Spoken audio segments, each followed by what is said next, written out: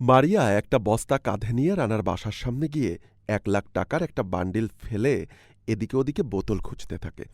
এমন সময় রানা বাসার বাহিরে বের হয়। বের হয়ে খুব রাগীভাবে মারিয়াকে ডাকতে থাকে।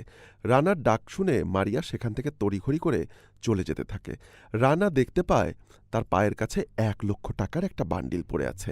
রানা এদিকে ওদিকে তাকিয়ে টাকার বান্ডিলটা পকেটে ঢুকিয়ে মারিয়ার পেছন পিছন ডাকতে ডাকতে এগিয়ে যায়।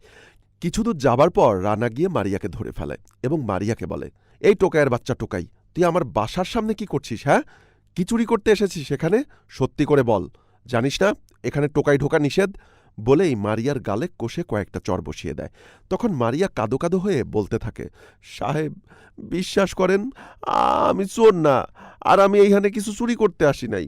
এই যে আমার বস্তা দেখেন, বস্তার মধ্যে শুধু কয়েকটা বোতল ছাড়া আর কিচ্ছু নাই।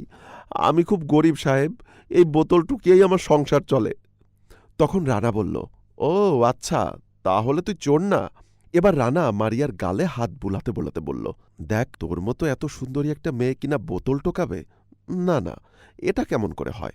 তুই বরং আমার সাথে চল, তোকে অনেক টাকা দিব, তোর সংসারের সব খরচ আমি দিব। তোর আর কোনো চিন্তা থাকবে না, আমার বাবার অনেক টাকা, অনেক সহায় সম্পত্তি।